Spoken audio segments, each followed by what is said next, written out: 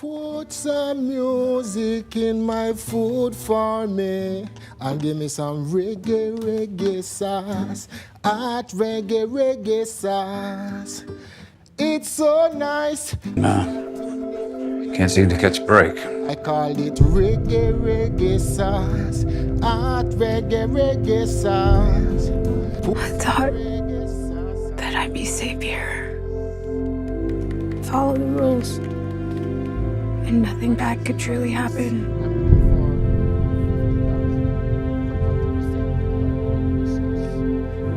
I spent my entire life trying to escape.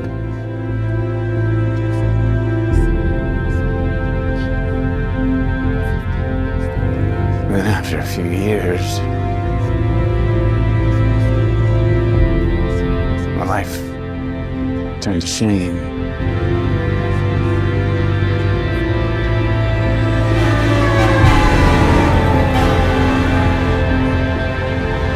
When I first got the call to go pick up the kids,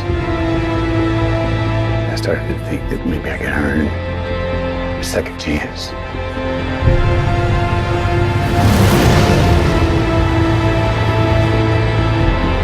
But it's too late for second chances.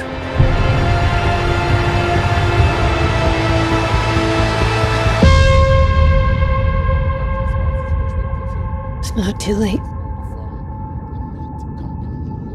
I want my daddy. He's doing everything he can to get to you. We gotta get these kids out of here. Tell them to save lives wherever they can. That's all we can do now.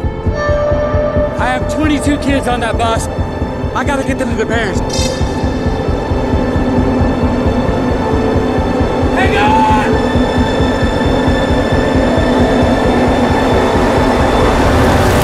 Fetus wants to know more about the entrepreneur in front of him.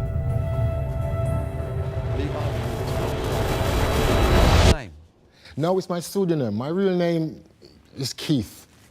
No, I don't see me would have been in 30 years in reggae if I was. Can I introduce Keith?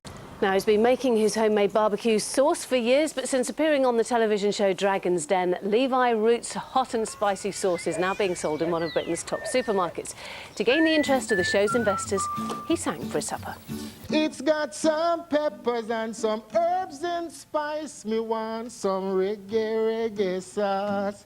Hot reggae, reggae sauce. So nice with your fried chicken. Make burgers finger licking.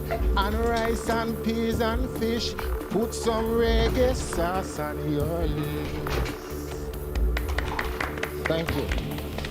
Oh, and that was Peter Jones there, who actually invested in that. Levi joins us now, along with Mr. Jones. Good morning to you both. So, Levi, how excited are you? Oh, over the moon, can I say? Yeah, let's explain everything. It's like, you know, over the moon, yeah. And Peter, was it the singing that did it for you? It was, yeah, a little bit of the singing. When he first came up the stairs, I actually thought the producers were giving a bit of a break. I thought a bit of light entertainment. But actually, it was Levi. Absolutely great character. And an original way, obviously, Levi, to pitch your idea. Did you come up with it on your own, or was it a family thing? Who decided that you were going to do that? Well, it was my mum at the end of the day. I actually wondered about going on to the show because I know what it entails. And what do you need to do? What I need to do is to rent a place. I mean, I won't buy or anything like that. I will just rent a premises.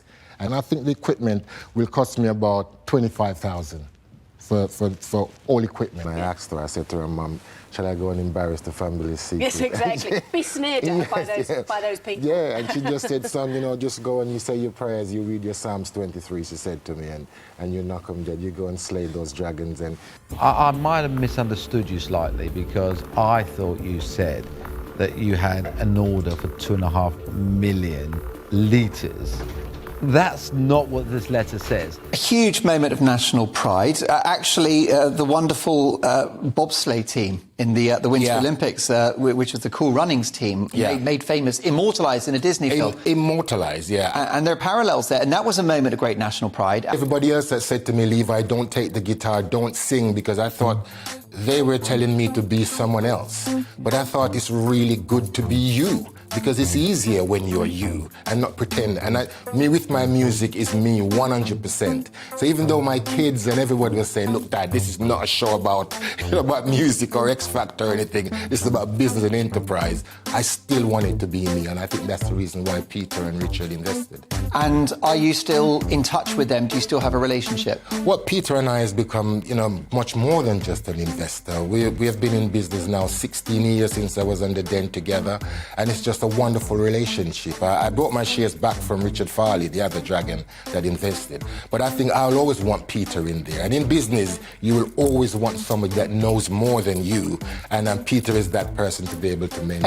Any more sort of business ventures for you? Well, I've got the Levi Roots movie coming out soon.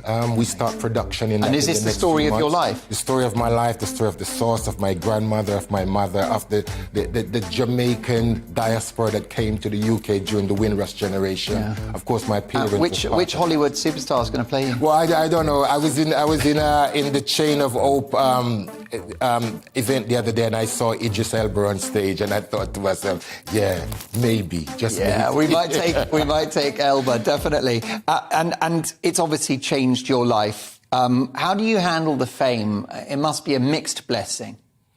I think handling the fame is an easy one, really, because like I said, you have to be you. I knew that I was coming from being a dreadlocks Rasta man from Brixton that cooks a bit and sings a bit. And all of a sudden I was being usurped into stardom by winning on Dragon's Den. I said to him, how should I play this? And he says, no, Levi, I didn't invest in the sauce.